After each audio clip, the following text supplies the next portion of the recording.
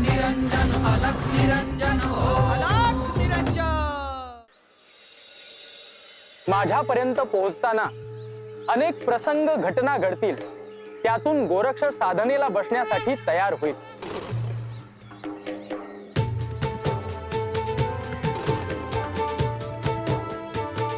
त्यामुळे जो सुखद दुःखद प्रसंग घडेल तो मागे टाकून पुढे जावे लागेल।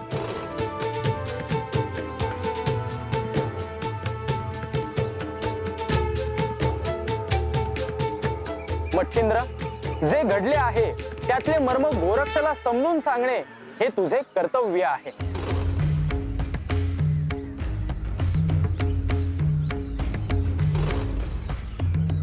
सुखद घडल्यामुळे आनंद नको आणि दुःखद घडले तर दुःख नको। कठोर तपाला सुरुवात करण्यापूर्वी गोरक्षाची बैठक असणे आवश्यक आहे।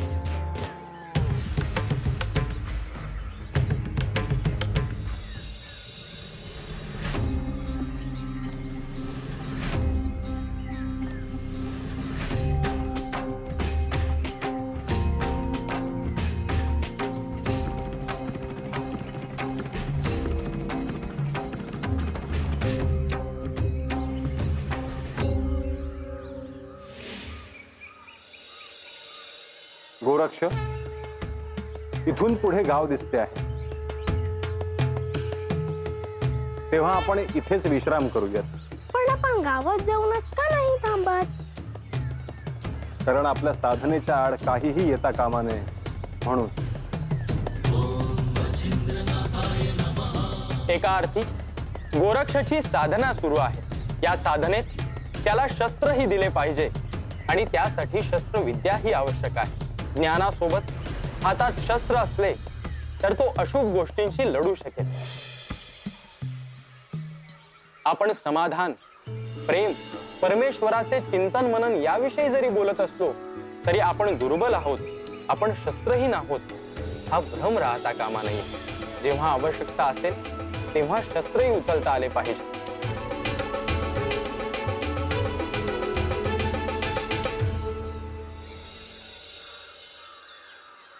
म्हणजे काय? मला काहीच ध्यानात आले नाही।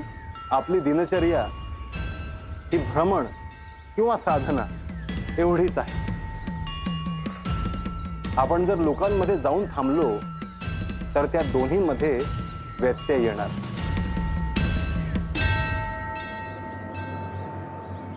संसारात असणाऱ्या माणसांची आयुष्ये ही सुखदुःखांनी भरलेली असतात। त्यांना अनेक विवंचना असतात।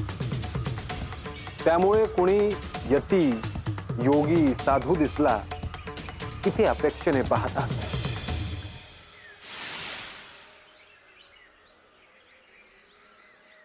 पण तुम्ही तर त्यांची दुःख सहज दूर करू शकता ना? हो, परंतु ज्याचे संचित आहे आणि योग आहेत त्यांचीच भेट होते आणि दुःख दूर होते।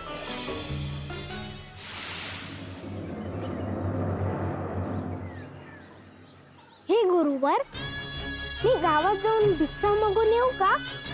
आपण दोघेही जाऊ, परंतु त्याआधी तुला एक अभ्यास द्यायचा आहे। जशी आपली आज्ञा गुरुवर।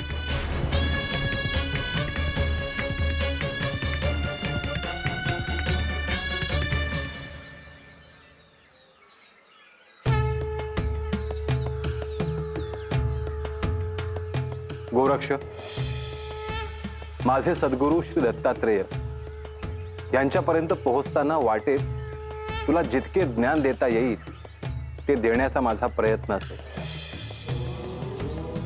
त्यामुळे प्रत्येक क्षण हा महत्त्वाचा आहे। गुरुदेव, तुम्ही जे जे मला सांगता ते मी ध्यानात ठेवून त्यावर चिंतन करत राहतो। तुझ्या वेगाने ज्ञान ग्रहण करतो आहेस ना गोरक्ष, त्याचा मला आनंद आहे। गुरुदेव, आज काय शिकवणार आहात? हे बघ, योग, योगिक क्रिया आणि शिवतत्व यांच्याविषयी मी तुला सांगतो आहेच, परंतु हे ज्ञान संपादन करत असताना तुला शस्त्रविद्याही यायला हवी। म्हणजे तुमच्या हातात त्रिशूळ राहतं तसं? होय, परंतु केवळ त्रिशूळच नव्हे तर हातात धनुष्यबाण घेऊन त्याचाही अभ्यास व्हायला हवा. मला शिकायला आवडेल गुरुदेव, पण माझ्याकडे शस्त्र नाही. तुझ्यात साक्षात शिवतत्व आहे, तेव्हा तुला प्रथम शस्त्र त्रिशूळच द्यायचे आहे.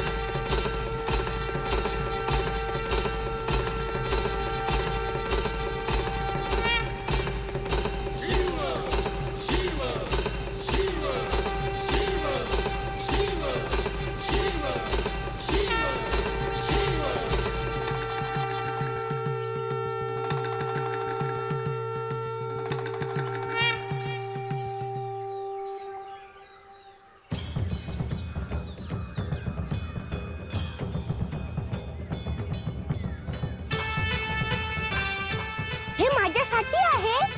होय गोरक्ष, आता ह्या त्रिशूळाचा स्वीकार कर.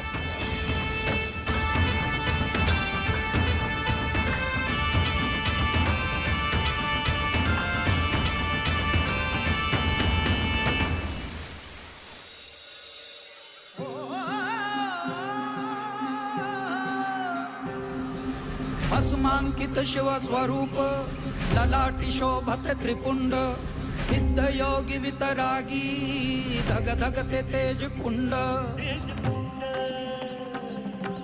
सज्जनासी संजीवन दुरितांचे निर्दालन जगदोद्धारास्तव जणू प्रकटति नवनारायण सृष्टीच्या स्पंदनात काळाच्या मंथनात दुम दुमतो दुम दुमतो दुम दुमतो दुम दुमतो एकनाद व्यापुनी त्रिभुवन अलख निरंजन अलख निरंजन अलख निरंजन हो अलख निरंजन अलख निरंजन अलख निरंजन हो अलख निरंजन अलख निरंजन अलख निरंजन हो अलख निरंजन अलख निरंजन अलख निरंजन हो अलख निरंजन अलख निरंजन अलख निरंजन हो अलख निरंजन अलख निरंजन अलख निरंजन हो अलख निरंजन.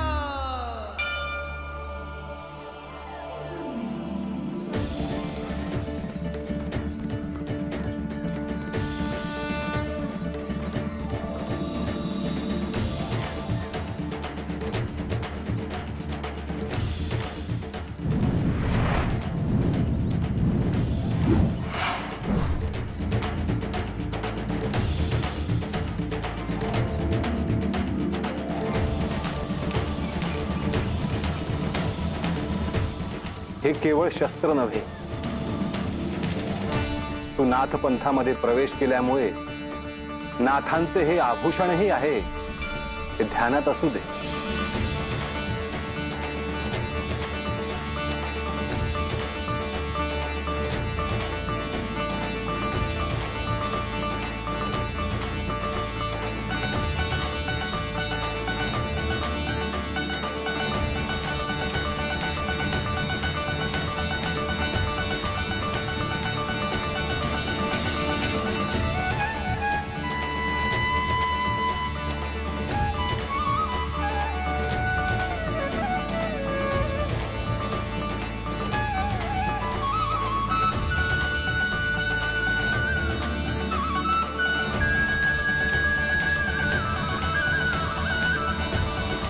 हे त्रिशूळ सामान्य नव्हे,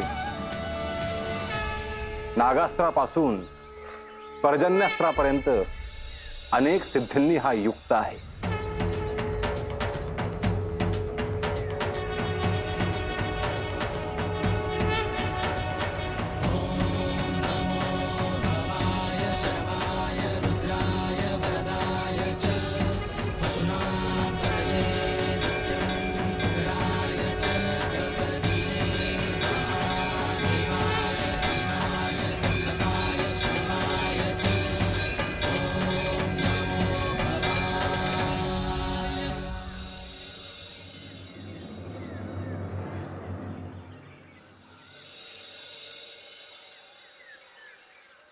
गोरक्ष, तुला भूक लागली असेल. नाही गुरुदेव, जेव्हापासून हे त्रिशूळ माझ्या हाती आलंय तेव्हापासून मला कशाचे भान नाही. चल, आता आपण भिक्षेसाठी निघूया. गुरुदेव, आपण भिक्षेसाठी नंतर गेलो तर? भिक्षेची वेळ ही निश्चित असते गोरक्ष. मध्यान्ह झाल्यानंतर भिक्षा मागू नये. आपण ज्यांच्याकडे चाललो आहोत ना, ते श्री दत्त महाराज हे देखील ह्या क्षणी करवीर नगरीमध्ये भिक्षा मागण्यासाठी बाहेर पडतात. मग अशा वेळी काय करायचं असतं? अशा वेळी पूजा, अर्चा, होम हवन जिथे जिथे सुरू असेल तिथे काही क्षण थांबायचे असते. परंतु असे का गुरुदेव? कारण कोणतीही पूजा म्हणजे परमेश्वराला केलेले आवाहनच. तुमचे आवाहन परमेश्वरापर्यंत पोहोचत असते. मात्र भिक्षेच्या वेळी त्यांच्या कार्यामध्ये आपण व्यत्यय आणू नये, हा त्यामागचा अर्थ. कारण परमेश्वर साक्षात श्री दत्त महाराज म्हणजे ब्रह्मा, विष्णू आणि महेश्वर यांचे तत्व ज्यांच्यात सामावले आहे ते स्वतः. मलाही त्यांचे दर्शन घ्यायचे आहे. तो योग लवकरच येईल गोरक्ष. आता आपण भिक्षेसाठी निघूया. जशी आपली आज्ञा गुरुवर.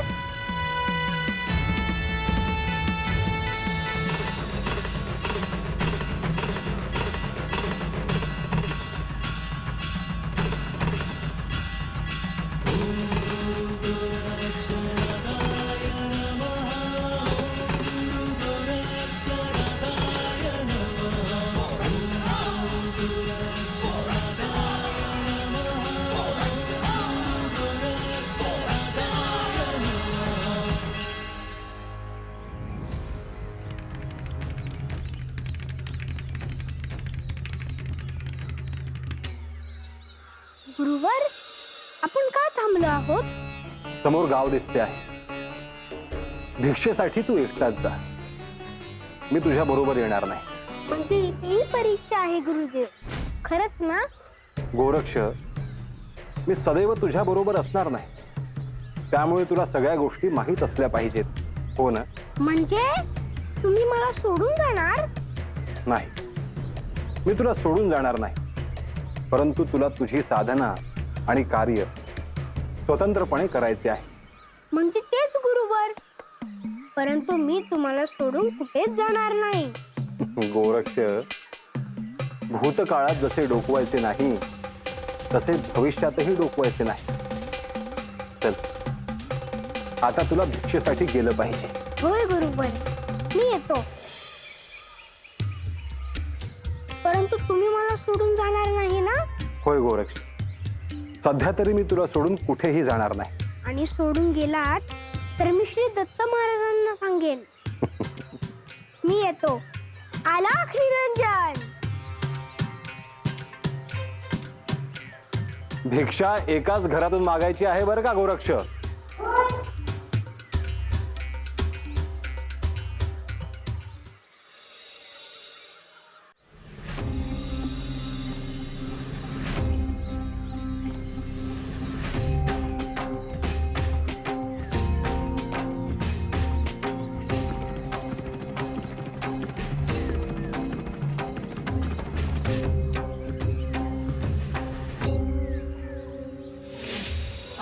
निरंजन अलख निरंजन अलख निरंजन हो आदेश अलख निरंजन अलख निरंजन अलख निरंजन हो अलख निरंजन अलख निरंजन अलख निरंजन हो अलख निरंजन.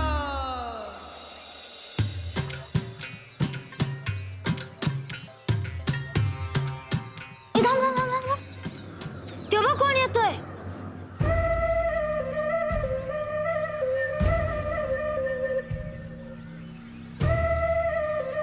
अरे वय की साधू बैरागी बघितलं होतं, पण हे लहान पोर पहिल्यांदाच बघतोय. अरे बघू तरी कोण आहे तो. चल चल जाऊन बघू. हा.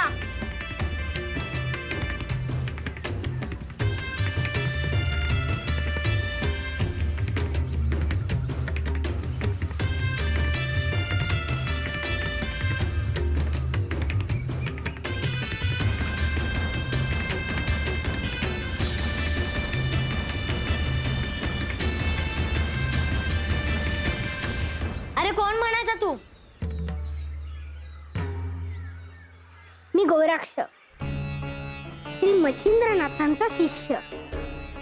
गोरक्ष हे कसलं नाव?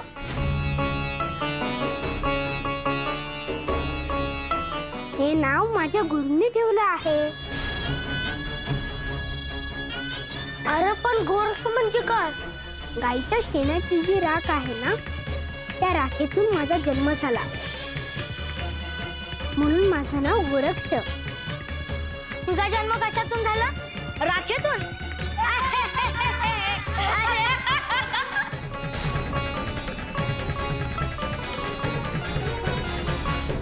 यात हसण्यासारखं काय आहे? अरे आम्हाला आई आहे, बाप आहे, तुला तसं कोण नाही वय? माझे गुरु श्री मच्छिंद्रनाथ, तेच माझे आई वडील. ते कुठे असतात? ते गावाच्या बाहेर थांबलेत. अरे मग तू गावात कशाला चाललाय? मी गावात भिक्षा मागायला चालले. असं वे मग जा.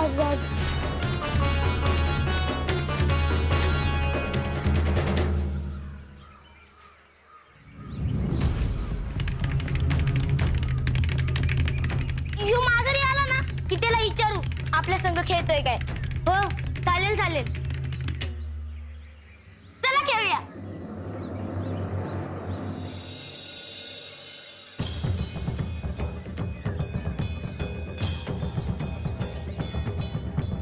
भिक्षेची वेळ ही निश्चित असते गोरक्ष. मध्यान्ह झाल्यानंतर भिक्षा मागू नये. होम हवन जिथे जिथे सुरू असेल तिथे काही क्षण थांबायचे असते. परंतु असे का गुरुदेव? कारण कोणतीही पूजा म्हणजे परमेश्वराला केलेले आवाहनच.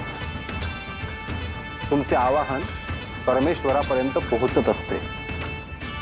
मात्र भिक्षेच्या वेळी त्यांच्या कार्यामध्ये आपण व्यत्यय आणू नये, हा त्यामागचा अर्थ.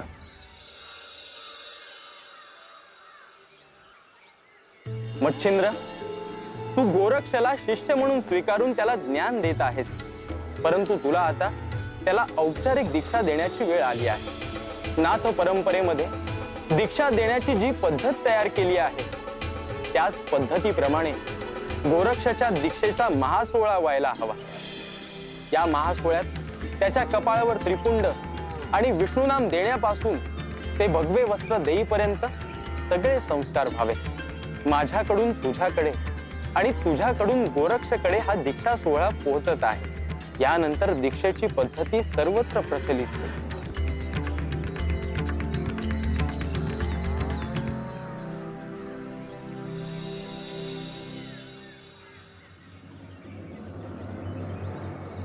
अलख निरंजन.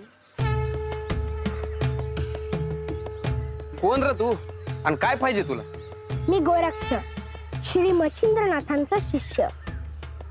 मी भिक्षेसाठी आलो आहे. असं होय, थांब जरा वाईच.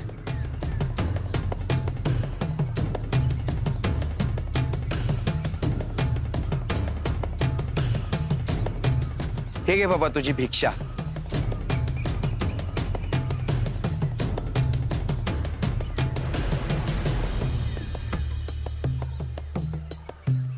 कुठून आलास रे तू? मी आणि माझे गुरु गावाबाहेर थांबलो आहोत. आमची पोरं दिसली का रे तुला? लय वांड आहेत. इथं खेळत होती, आत्ताच हाकलून दिले त्यास. होय, मला येताना वाटेवर काही मुलं दिसली. पर तुझा गुरु कोणी मोठा साधू जोगी आहे वय? होय, ते योगियांचे योगी आहे. बर, लय लहान दिसतोस रे. माझ्या घरी भाकर तयार आहे, तू वाईट जेवून जाय आणि तुझ्या गुरुसाठी बी भाकर घेऊन जा. नाही, मी माझ्या गुरूंच्या आज्ञेबाहेर नाही. मी तुमच्या घरी अन्न घेऊ शकणार नाही. असं कसं रे? एवढं उन्हात आणत हिंडतोस, भूक लागत असेल की रे?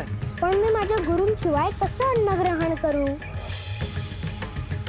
माझ्या गुरूंना पण भूक लागली असेल. मला लवकरात लवकर माझ्या गुरूंकडे जायला हवे. येतो मी. आलोक निरंजन.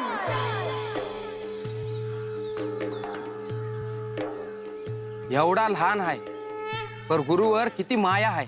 याचा गुरु कोणतर मोठा महाराज असणार. एकदा जाऊन भेटलं पाहिजे त्यासनी.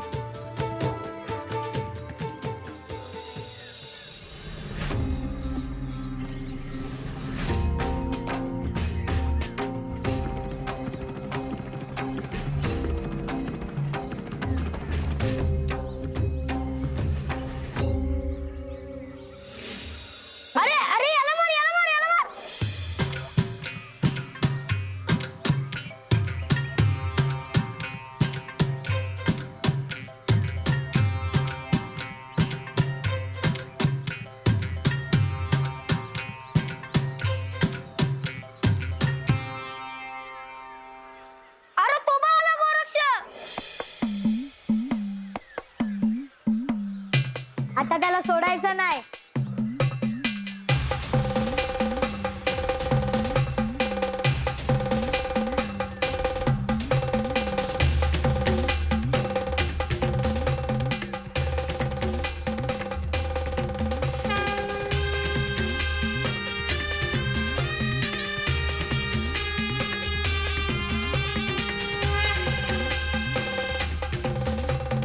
गोरक्ष, झालं का तुझं? आला का गावात जाऊन? होय, एका घरापुढे भिक्षा मागितली, लगेच मिळाली, मग आलो. अरे आता थांब, आपण खेळू. खेळ खेळायचे म्हणजे? अरे खेळायचं म्हणजे इटी दांडू हाय, भवरा हाय, काहीतरी खेळू त्यातलं.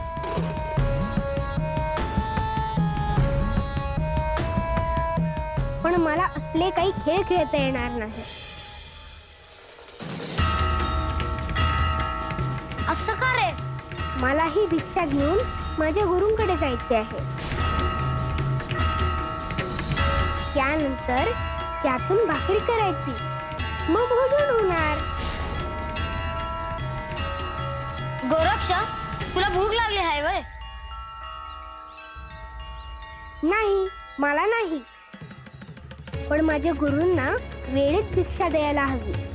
आणि आम्ही तुला सोडलंच नाही तर?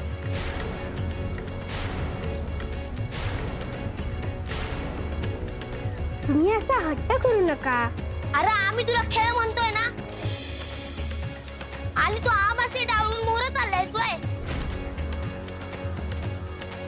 तुम्ही मला खेळायला बोलवलेत हे उत्तम,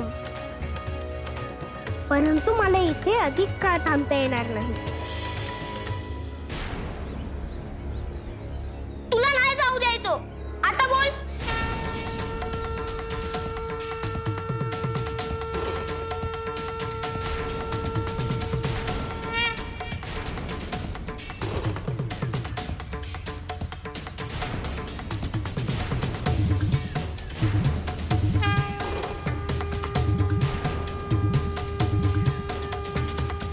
माझ्या हातात त्रिशूळ आहे, हे ध्यानात असू द्या. अरे आम्ही तुला घाबरतो काय?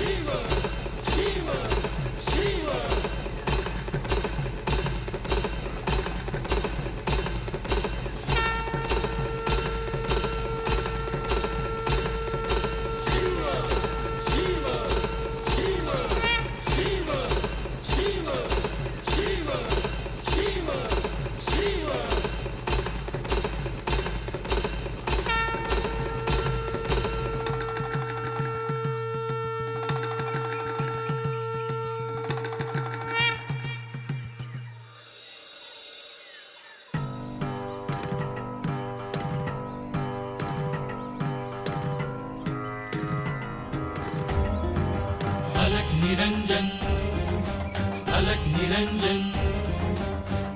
निरंजन हो अलख निरंजन अलख निरंजन अलख निरंजन अलख निरंजन हो अलख निरंजन साऱ्या विश्वाचा प्रतिपालक तू दुःखाचा संहारक तू वेदांचाही कारक तू शिवहर शंभू हे नवनारायण अवतार तू दिनदुबळ्यांचा दाता तू गुरुशक्तीचा सेवक तू शिवहर शंभू अलख निरंजन अलख निरंजन अलख निरंजन हो अलख निरंजन अलख निरंजन अलख निरंजन अलख निरंजन हो अलख निरंजन अलख निरंजन अलख निरंजन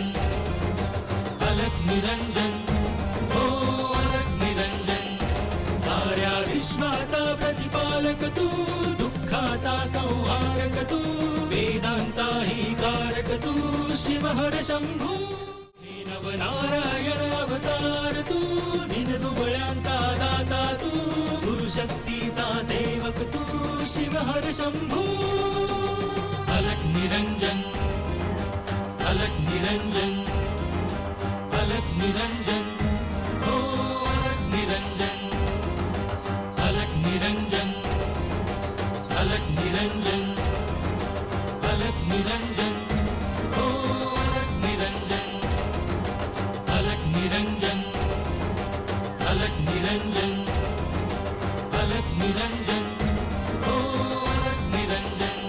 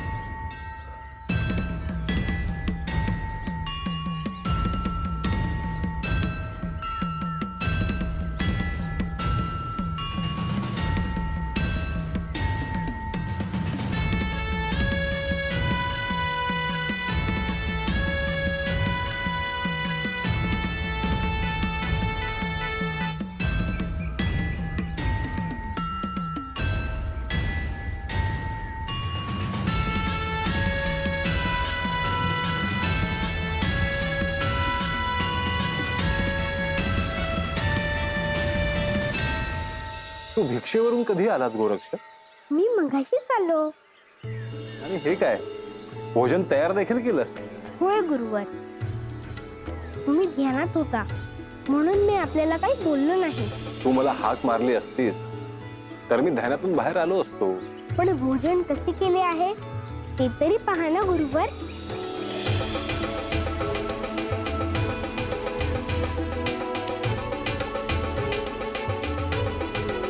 तू आज स्वतः माझ्यासाठी भोजन तयार केलेस म्हणजे उत्तमच झाले असणार.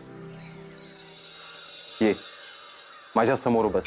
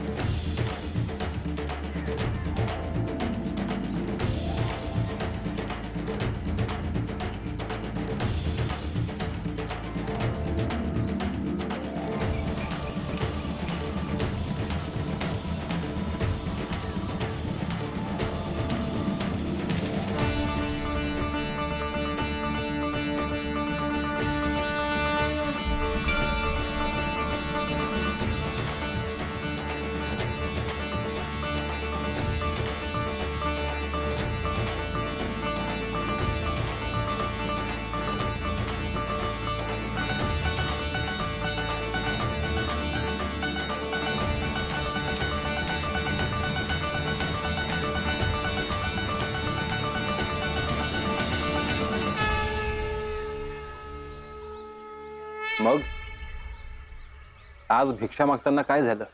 काही मुलं भेटली होती. काय म्हणालीत ती? त्यांची इच्छा होती की मी त्यांच्या सोबत खेळावं. मग तू खेळला का नाहीस? मला इकडे यायचे होते आणि भोजन तयार करायचे होते. गोरक्ष, पण तू त्यांच्यासोबत खेळायला हवं होतंस. पुढच्या वेळेस असं करू नकोस. बरं.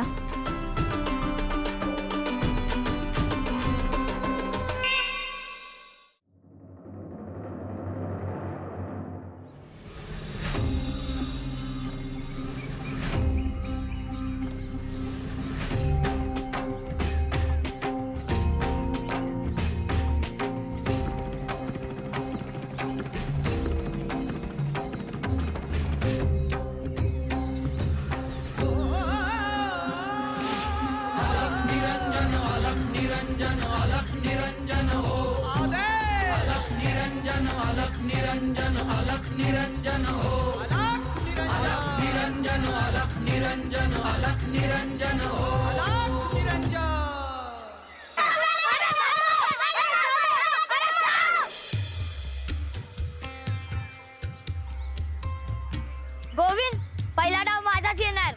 माधव, बोलून काय होत नाही, करून दाव. माझ्या हातात इटी दांडू येऊ दे, मग बघच. घे घे घे. 1 2 3 4 5 6 7. बघा, मी 7 केले. हा, आता दे इकडे मी. अरे विटी दे रे. अरे घे रे. चल बघ. 1 2 3 4 5 6 7 8 9 10. बघ तुझ्यापेक्षा जास्त केलं मी. हा, चल गोविंदला दे आता. मी दे. घे, चल घे दे. घे. बघा हा. 1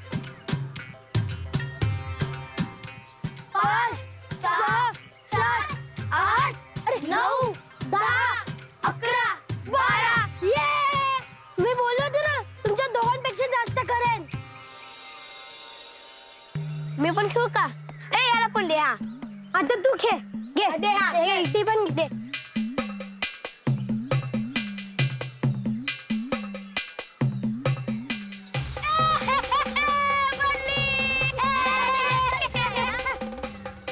तुला नाही येत पण नाही रे खेळायला.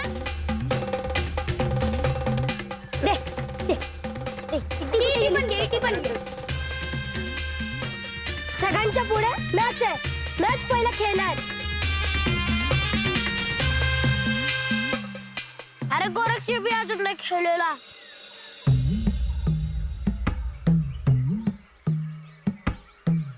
गोरक्ष तू डाव येस नी.